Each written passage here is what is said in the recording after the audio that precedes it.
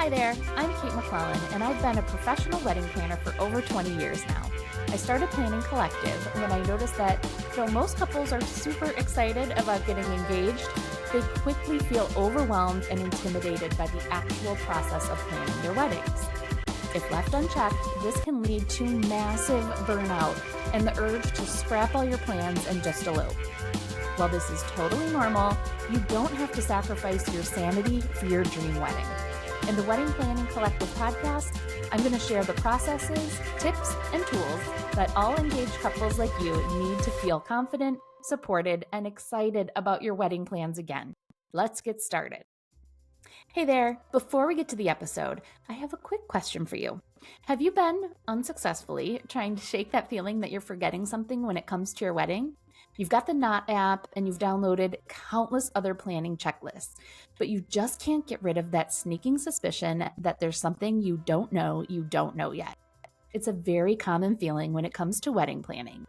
So much so that I decided to put together a free resource to help get rid of what I call FOWO, the fear of wedding oversight. Yes, it does include that 12-month task checklist, but that's just the start. In addition to the ultimate wedding planning checklist, my new Don't Forget list also includes a wedding vendor checklist, your shopping list, a packing list for the wedding weekend, and a complete wedding item setup list to make sure that you are truly not forgetting anything when it comes to your wedding. And you heard me right, this list is free for you to grab right now. Just head over to planningcollective.com/forgetting and it's all yours. That's planningcollective.com/FORGETTING, and let's get rid of that FOWO together. All right, let's get on to the episode. Hey there, welcome back to the Wedding Planning Collective podcast. I'm Kate, your virtual wedding planner, and today we're going to have a little myth-busting session because, let's be honest, wedding planning can get a little overwhelming, especially when you're bombarded with all of the advice and opinions about what you should do. So in this episode, I'm going to break down the most common planning wedding myths that I see couples get stuck on and give you permission to ditch the things that don't matter to you and focus on the things that truly do. Let's get into 13 myths of wedding planning busted. Myth number 1 is wedding planning needs to take over your entire life. Now, some people have been dreaming about this day for years, and others may not have given much thought to it until they got engaged. I've had clients tell me that they don't have the bride gene just because they don't feel that crazy excitement that they maybe see others have. And the thing is, that doesn't mean that they don't care about it. It just doesn't become their main focus during all of their free time. And that is completely normal. Not everyone is going to want to bring up their wedding in every conversation or post about it constantly on social media, and that is absolutely fine. Number 2, everything is more expensive just because you mentioned the word wedding. This one is obviously a personal pet peeve of mine, so much so that I have a full episode focused on it. Some people call it the wedding tax, which is the myth that vendors charge more for a wedding than they would for, say, a birthday party. On the surface, that might appear to be true, but it is because a wedding usually requires so much more from the vendor than that traditional birthday party. There's more staffing, there's more prep time needed, equipment levels are usually much different for a wedding than for a birthday party, and it is just in general a much higher level of service. If you don't want your wedding to feel like a kid's birthday party, don't try and be sneaky and exclude the word wedding. And I go into a lot more detail on this in episode 106, Is the Wedding Industry a Scam? So make sure to check that episode out. Myth number 3, certain relatives are required to cover certain wedding costs. Gone are the days that the bride's family is expected to pay for everything.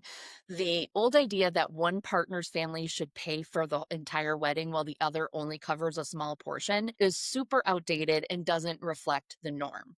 While family dynamics and financial situations are certainly unique, what works for one couple won't work for another, and that's fine. Just like everything else, your particular situation might fall into the traditional way of how things go, but that doesn't mean it has to. For a deeper dive into who pays for what and how to have those financial or budget conversations, make sure that you're checking out episode 114, where we talk about the budget. Myth number 4, DIY projects will save you money. We've all seen the Pinterest fails, and as much as I love those funny videos, I hate seeing when it happens on a wedding day. DIY can seem like a great way to save some money, but it often adds up and can be a lot more stressful, especially when it comes to perishable items like flowers and food. Mistakes can happen, supplies cost more than expected, and things can take way longer than you had planned for. If you're super crafty, go for it. But make sure that you're overestimating your time and your budget. If you have extra time and extra money, not a problem. But if you run out of both of those things, that's where the issues come in. Myth number 5, every detail needs to be perfectly meaningful and unique. Now, I absolutely love thoughtful personal touches at a wedding, but you don't need to assign deep meaning into every single decision. Maybe you don't care that much about what starch is served with your chicken, or a chair is just a chair to you. Focus your energy on the details that matter the most to the two of you and don't stress about the rest.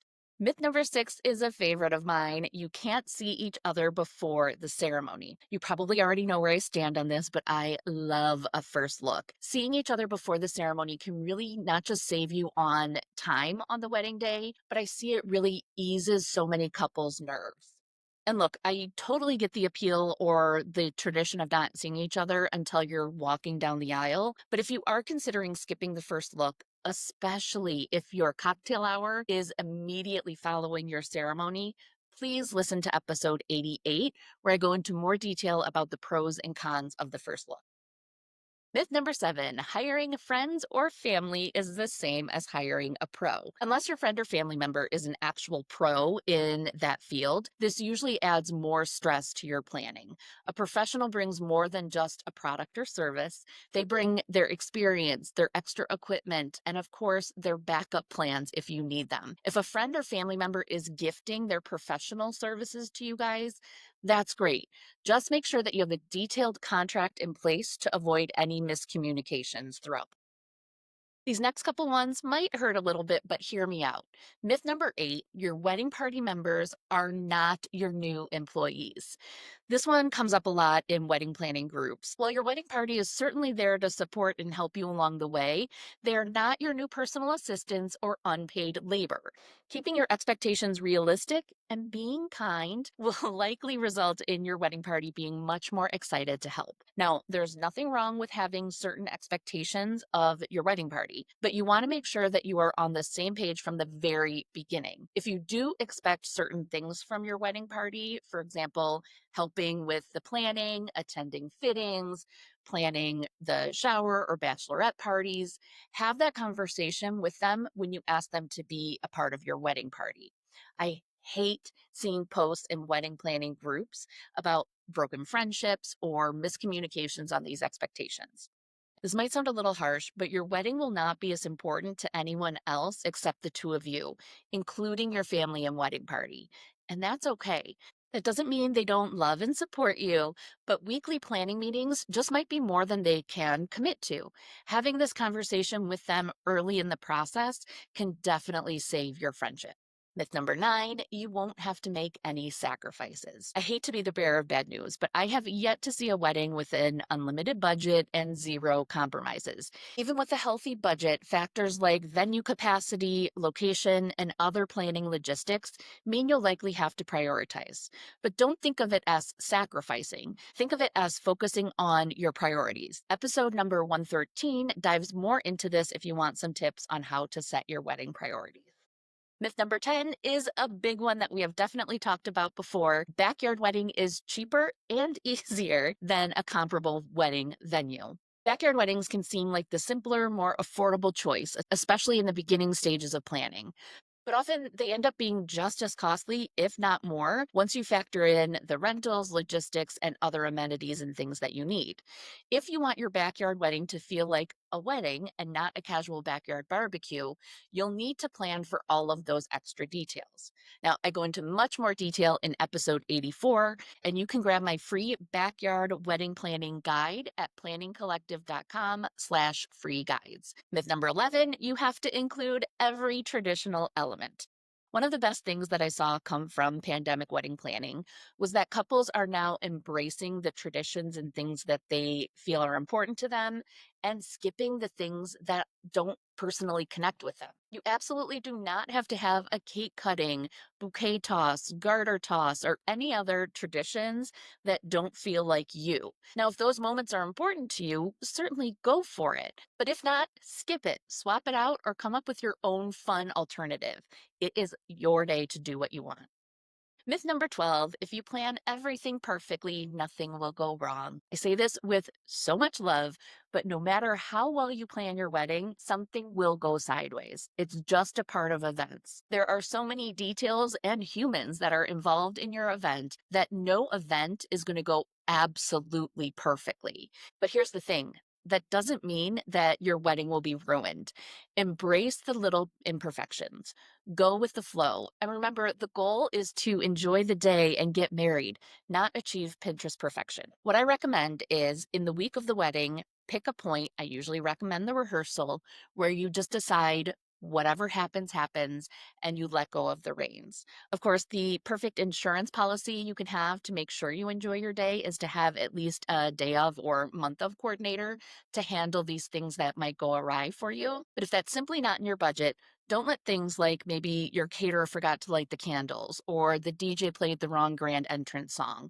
Those things might happen. Just go with the flow and enjoy the rest of the day. And finally, myth number 13, wedding planning should be the best time of your life. This is another one that sounds a little bit harsh and totally off brand coming from a wedding planner. But the reality is, some parts of wedding planning will be so much fun, and some will be stressful, boring, and overwhelming.